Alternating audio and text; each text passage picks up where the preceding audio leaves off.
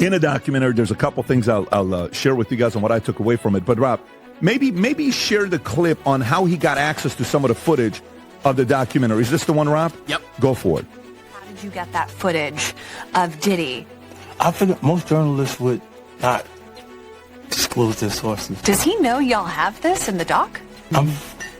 I would doubt he knows. So when this airs, that'll be the first time that his legal team, Diddy, that everybody knows that this footage is now seeing the light of day.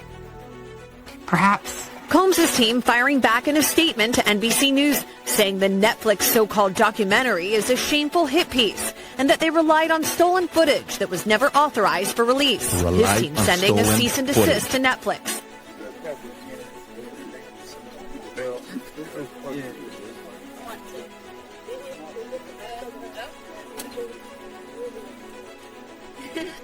Bishop Jakes was at a Diddy party. There could only be two reasons. In 50 Cent's new documentary, the silence speaks louder than any accusation. For years, names like Diddy and TD Jakes moved through separate worlds. Music, faith, influence, rarely questioned in the same breath. But when power operates across institutions, truth doesn't disappear, it waits. What remained hidden was not a single act, but a system that rewarded proximity, protected reputation, and taught everyone nearby that silence was safer than clarity. And when that silence finally cracks, the real question isn't what happened. It's how long it was allowed to continue. Pulled me to himself, wrapped his arms around me and tried to kiss me. And in that moment, I literally died. To many in the religious community, Bishop TD Jakes has been a spiritual advisor to presidents and a religious voice to thousands. Because, the Honorable Minister Louis Farrakhan has prepared us for his departure for many decades. And many people, if you wrongly idol worship someone, you could have a void. Real life.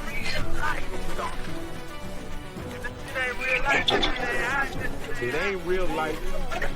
Just real life street star. You know what time it is. We just had a shake in not only the religious community, but our culture's community, to where Dallas, we have people like Kirk Franklin, Erykah Badu, of these names, and then you hear someone like Bishop Jakes, the Potter's House, that of course has risen Dallas to where you have these entities and these figures that, when you say the name, you kind of already know what it is. And we just recently seen that Bishop Jakes had stepped down. Now, I want to have this conversation because I have my own theories, no Diddy, but I have my own theories about why he would step down. But I do want to address the fact that he did step down. What is y'all take on it? And then also, where does it go from here? Dooney, if you don't mind, I can start with you because you actually have a personal relationship with Bishop Jakes. You've been calling him out for the past few years, damn near feel like a decade or so. You've been calling the man out, and now it seems like he didn't answer your phone call, and now he just stepped all the way down. Yeah. So I don't blame him. I wouldn't answer the phone call. This bitch don't start now. He asked me the question. I know. I wouldn't answer your call. Come on, go ahead though. Okay. Let me say this, man, to Bishop TD Jakes. You know what I'm saying? It was never any beef, anything like that. It was just some things that went on that I wanted to sit down and talk to you about that happened at the Mega Fest in Atlanta. And one of the ministers you had on staff. And because of where I came from, you know what I'm saying, it challenged my faith because of some things he did. So I just wanted to talk to you. I talked to Sean. Well, I didn't say no name, but your head security guard came to holler at me. And I sent the word out that I just wanted to speak with you. But your son came by. Shout out to my man, your son, Jermaine, he know what it is. And we talked and we discussed it. But I just want to say this to you, Bishop. You have shown a lot of thieves in Dallas. Ever since you came down, I had the honor of cutting your hair, meeting your First Lady, Jakes, Mama Jakes, Sarah, Cora. I just mentioned y'all named Jermaine, Jamar, Lil Dex. It was an honor meeting you all. And let me say to Mama Jakes, thank you for... In 50 Cent's documentary, a prominent pulpit figure steps aside, and timing becomes the story. TD Jakes has spent decades cultivating certainty, measured language, institutional reach, proximity to civic power. A public transfer of leadership, then, reads as more than routine succession. In an era where reputations can fracture overnight, withdrawal often signals anticipation rather than rest. When leadership changes align with a separate high-profile legal storm intensifying around Diddy, the public instinctively connects dots before facts are finalized. If succession can be both spiritual and strategic, how do we tell where faith ends and risk management begins? Happy birthday is tomorrow! His wife's birthday is tomorrow! Happy birthday!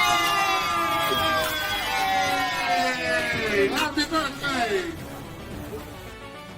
Well, happy to have you back on the platform, man. It's been a while, man. I haven't had you on the platform in a long time, man. Man, stop playing, man. I ain't never left, man. Shit. All I did was change clothes. So I want to get right into it, man. How you feel about these rumors surrounding, Diddy and TD Jakes? Man, what I think about it is this, when I grew up in the church, the sinners was not supposed to have the same atmosphere with the saints. You have to be able to separate the two. So I'm looking at him as a saint going to a party that ain't nothing but sin. Drinking, maybe fornication, man on man, woman on woman, he on she. But maybe he'd have to lay some hands on somebody. Maybe he'd have to save some souls. I know he got a contract with Revolt, so I'm just like, it's just real strange that he would be found at any kind of Diddy party or any kind of place with Diddy unless it's in a business atmosphere. So now what he's doing is he's making, man, he making the Christians look real bad right about now. And you've been to these parties, right? Oh, yeah. I was there when he was doing the white parties in the Hamptons and the whole 9 yards. So I know what goes on at the parties. If, they probably got a little bit more freakier, as time went on, because they got to the point whereas that they didn't even care. It used to be secretly, where people used to go to, separate rooms and different rooms, and they wasn't doing that out in the public, but now they don't care. Men kissing men and all this other stuff. That's just crazy. So why do you think he was going to these parties? I think that he's going to the Diddy parties, bruh. If he's going, well, we know he's going to the Diddy party, and I know that it's, I know what usually happens at the Diddy party, or when we told this happened at the Diddy parties. Maybe he need to see it for himself, man. Maybe he need to go there and really be involved in some things that could help save some individuals while they going to those parties. Or maybe he just going to... A civil filing introduces a name, and culture rushes to judgment before the process does. In 50 Cent's documentary, the transcript reflects a familiar pattern. An allegation appears within a broader legal narrative, and proximity begins to function as proof. TD Jakes' influence has long been described as relational, advisor, connector, stabilizer. So the suggestion that credibility itself could be leveraged carries weight beyond the claim. Legal systems separate allegation from fact. Public memory rarely does. When judgment arrives early and lingers indefinitely, what role is left for due process to play? Man, it's hard to even talk about why would you find a religious man, when you know that the saints supposed to separate themselves from the sinners, and why would a religious man like himself be at a party which ain't nothing but sin that's going on, bro? When it's drinking, maybe fornicating, maybe, like I said, men on men, women on women. It's hard to put in perspective unless he's involving himself what is actually going on at the parties. It's hard, brother. Bruh, you know,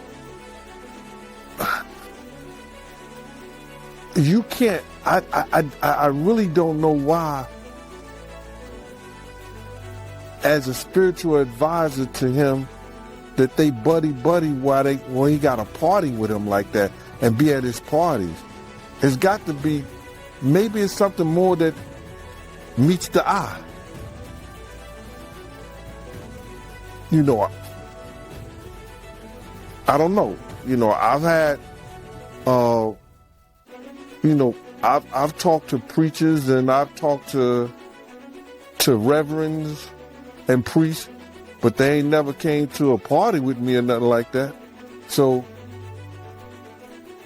it's hard to figure that one out, bruh, without even saying, you know, what people might be thinking.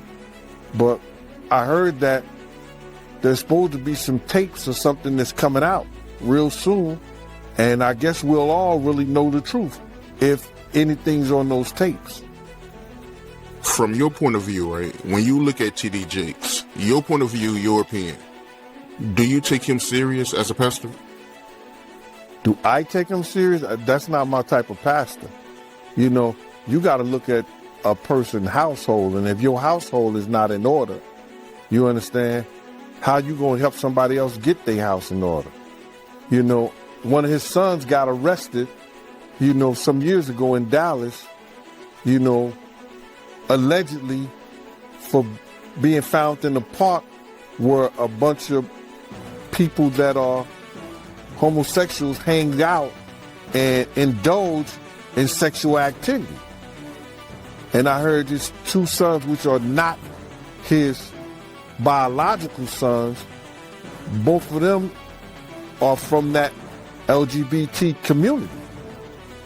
Now, how you gonna help me straighten out my house, and to me, your house ain't in order? Not saying that something is wrong with them being and choosing that lifestyle, but something is wrong with them choosing that lifestyle, being in a household with a reverend. The central issue in 50 Cent's documentary isn't what happened at a party, but what power can purchase afterward. The transcript repeatedly returns to a quiet idea, that moral authority can soften scandal, that money and legitimacy can circulate together, and that the right association can delay consequence. This isn't unique to Diddy or TD Jakes. It reflects a system where institutions unintentionally become filters for accountability. If reputation can be engineered like a campaign, what does responsibility look like when trust itself becomes the commodity? Know that he was forcing her. Obviously, the government is presenting this as Diddy coercing her to stay in this relationship, to continue doing these freak-offs, even though she has said she didn't want to. But how much of that did she share with Diddy? Did he know that he was coercing her into this? Because that's what the whole sex trafficking charge is going to come down to. So one of the text messages after a hotel night that they had together, remember, hotel nights is what Jane refers to it. Cassie called them freak-offs, but these are their parties with male escorts. So after this one, this was in August of 2022, she wrote to him, "That was so much fun, baby. My love for you is unconditional and for life." She's referring to that particular freak-off that they had had. And she also talks about Paul. Paul is the guy that yesterday she said that their nickname for him was Shaq. She was Kobe and Diddy was Jordan, and they were the trifecta. So she is addressing the fact that she really enjoyed their encounters with Paul. But while Diddy's defense is trying to make it sound like, look, she was so into this. She loved having Paul. She asked for Paul. She wanted to clarify this. She said, if I had to do what I had to do, at least there was somebody who had a warm energy about them. So, yes, she is saying positive things and had positive feelings about Paul, but she's saying, I'm only doing this because this is, at least I have an option here. She would prefer to not have the hotel nights at all, but she felt like these were the circumstances of the terms and conditions, as she put it yesterday, of this relationship. She said, if I see him, Diddy, there is a request for a hotel night. So I'm just adapting to my circumstances. I'm adapting to my environment. So yes, there were moments when I suggest or organize these things under the pressures of my lover. Yes. I think that's the key thing there. She says, under the pressures of my lover. So she certainly feels pressured to do this. Does Diddy know that he's pressuring her? That is the. A personal account enters the record, and its impact comes from power imbalance rather than detail. In 50 Cent's documentary, the narrative describes emotional access, mentorship, affirmation, closeness, followed by an alleged violation that reframes intimacy as leverage. Even as an allegation, the implication travels fast because it mirrors a broader pattern, authority converting vulnerability into compliance. Communities built on spiritual safety are destabilized not by accusation alone, but by the possibility that trust itself was weaponized. If faith leadership rests on moral clarity, how much ambiguity can it absorb before it breaks? News out of Dallas. A megachurch founder and pastor, TD Jakes of the Potter's House. His ex-son-in-law claims that TD Jakes abused him.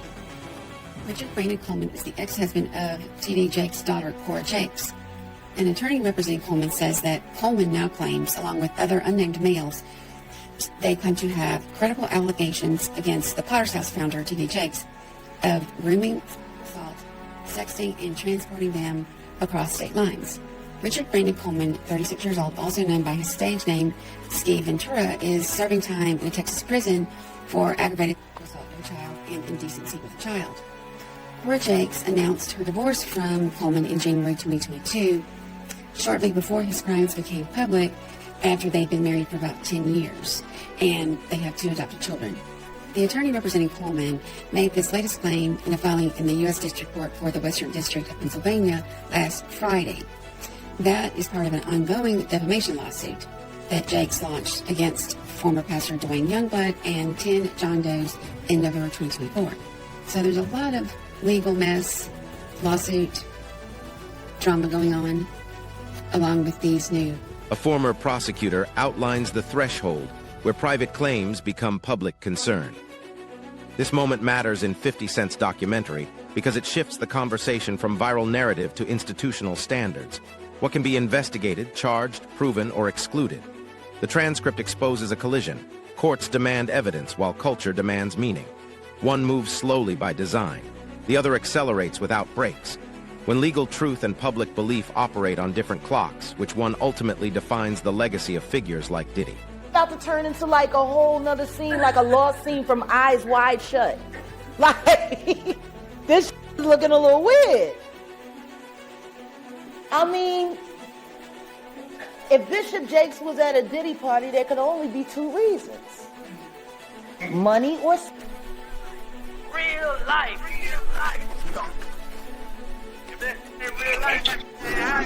It ain't real life. Just ain't real. Real life street star. You know what time it is. Why do you think TD Jakes was at Puff Daddy's birthday party?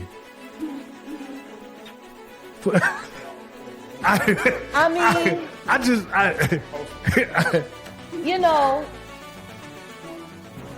do you remember when Bernie Mac played the minister in Friday? Yes. That's how I feel about TD Jakes. Like, that's how I see. Oh, Miss Parker, come to play. But for him to be at a Diddy party, I don't know. Like, I feel the same way about that as I feel about when Tyler Perry came to his church and laid hands on him and he caught the Holy Spirit from Tyler Perry. Tyler Perry is the bishop of what? Like, I've never, like, and I cut a check for 100, and I'm gonna lay my hands on your bishop, and he said, and then the bishop said, it's on the fucking internet. He's doing all of this, right? And then there's a woman on the dais screaming, push the baby out, birth that baby, push the. I'm like, are we at church? Or is this about to turn into like a whole nother scene, like a lost scene from Eyes Wide Shut? Like, this shit is looking a little weird. I mean, if Bishop Jakes was at a Diddy party, there could only be two reasons. Money. That's all that happens at Diddy parties. Money and... I hope it was for money.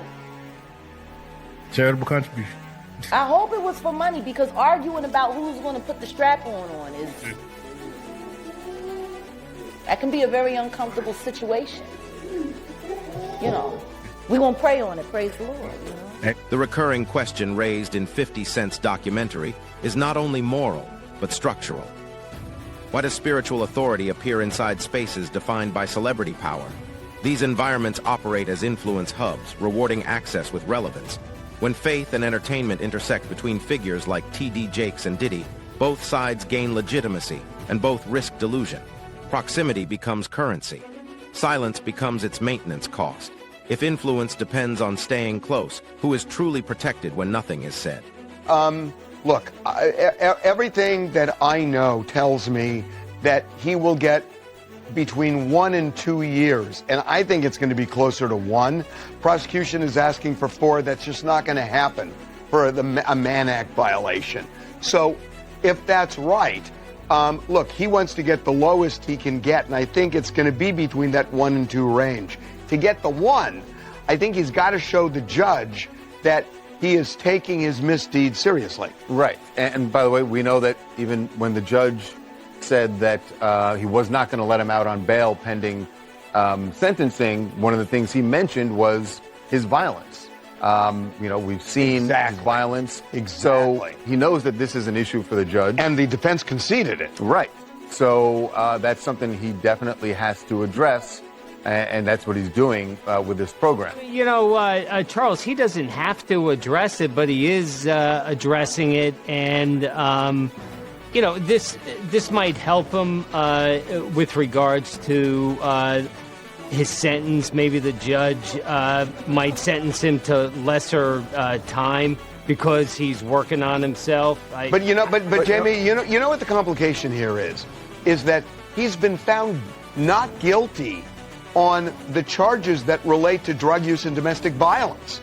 That there was no conviction using force, fraud, or coercion in these 3 ways, and drugs.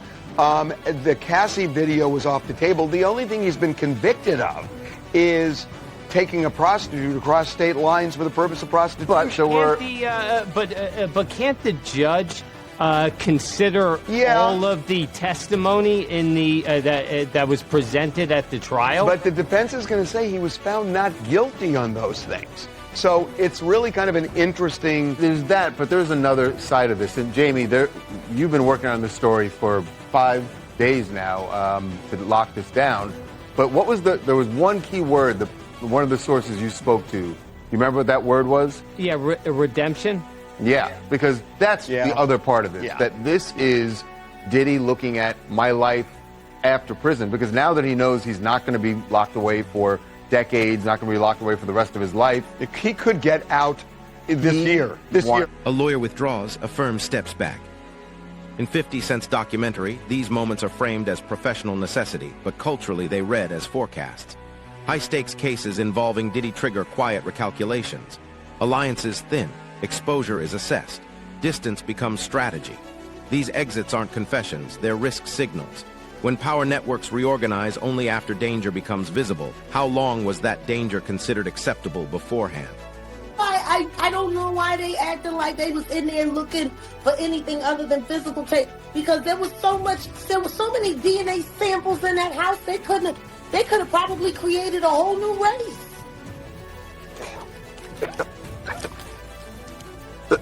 Let me ask you, when it comes to the hotels, he said that, or in the indictment, they said that there was people that were hired to clean up after the freak-off. So this is not even the people that's hired by the hotel. These are special people. No, they had to bring in outside clean. No, this is industrial level foolishness. What are you talking about? It's Breaking Bad level. Imagine what happened. Now, you heard the video, you heard the footage with him and the meek. Now, we also know that TD Jakes is allegedly also a power bottom. And he's a much older man. And they say he's very enthusiastic in his endeavors. What happens when he pops something loose? You know what I'm saying?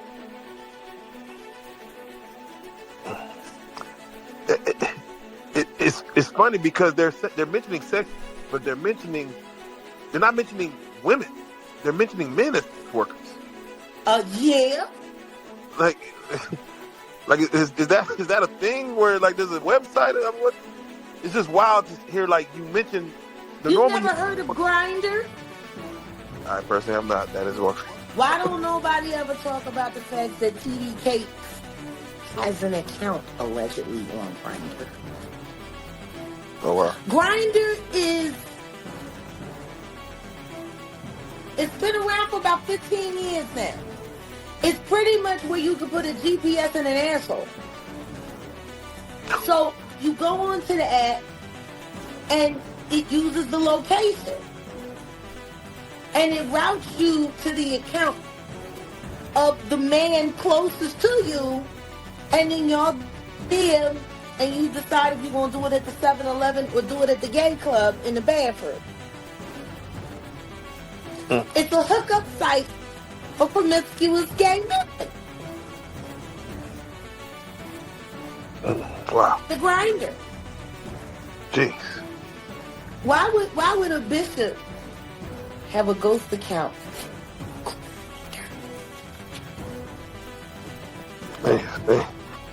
Yeah, let me ask you, also in the 14-page indictment. Brandon. Oh, not clips. Not clips. Brandon. Oh, baby. Not malice. Not malice. Oh. She loved the way I diddy bop. That's what Cameron said. Yeah, we're about to go through all the lyrics again. There was an interview I was watching with, or a video I was watching with Jay-Z and Diddy from back in, I guess early 2000s. We're gonna go back and watch through all of this because I think you need to, because everything was done in your face. Yeah. They played in all of our faces. All of this stuff was done right in everyone's face. So I want you to imagine. The idea of recordings operates as power even before proof emerges. In 50 Cent's documentary, surveillance doesn't need confirmation to influence behavior. Its possibility alone can enforce silence. Fear becomes governance, shaping loyalty, hesitation, and denial among those orbiting celebrity. And spiritual authority. Whether real or exaggerated, the threat of exposure explains why influential figures connected to Diddy wait before speaking. If intimidation can suppress truth without ever entering court, how much reality remains permanently undocumented? Footage of Sean Diddy Combs in the days leading up to his arrest in New York last September. You want to put stuff in my fanny pack case? The exclusive video obtained by Netflix shows Combs debating with his lawyers about strategy. Listen to me. I'm going to get off the phone right now, and I am going to let you professionals look at the situation and come back to me with a solution. No matter what, no matter what nobody said. Let's just, here and there, y'all are not working together the right way. We're losing. The footage is part of a new, highly anticipated docuseries by director Alex Stapleton and rapper and executive producer Curtis 50 Cent Jackson, titled Sean Combs, The Reckoning. Was there anything that surprised you when you were watching it? I think it was surprising that he actually filmed it. It was very interesting to watch a man who's known for his brand presence. You know, he has a really amazing knack for marketing and all of that, and how he was sort of taking that into account in how he was coming off to the public. The exclusive video also shows Combs in Harlem greeting fans. Off my back, bro. Lord, you win. I'm gonna win. Lord, you win. Be with it. I'll accept it. I need some hand sanitizer. Hold on. I got it. I've been out in the streets amongst the people. Yeah, I gotta take a bath. Like the amount of people that actually I'm coming in contact with, like that's what I have to do. You know what I'm saying? Oh. It's like 150 hugs. You're a public person as well, and there was one instance in Harlem And his reaction when those people Went away. I said, I feel like I need to wash, like I'm dirt. That was, it shows you his character. Is that was that the reason for including it? Yeah. I mean, and what's the odds that you would do that? I felt like a cow. Like that's one of the moments where you forgot he was on tape. How do you respond to people who say that it's more about the disdain that you have for Sean Combs than it is for giving the victims a platform? What they consider a pre-existing beef, right, for 20 years, right, is me being uncomfortable with him suggesting that he takes me shopping, or I looked at it like it was like a tester, like maybe you'll come play with me, type of thing, right? And it's not personal. I think it's important to also let people know that the show is not completely the perspectives of people that did not like Sean. We weren't trying to just get the highlights, the salacious details. You know, that the real goal was to storytell. And not everyone needed to have an allegation to be a part of this project. The 4-part series also features 2 jurors from Combs' trial who are speaking for the first time about how they reached their mixed verdict. 50 Cent's documentary closes without resolution by design. The line between evidence and speculation remains contested, and audiences are left to sit with discomfort as legal timelines unfold slowly. Institutions overlap. Church, celebrity, media, law, and responsibility diffuses across them all. From TD Jakes to Diddy and beyond, everyone claims to be waiting for the full story. Yet waiting itself becomes a form of protection. If accountability is endlessly deferred, who ultimately benefits from patience?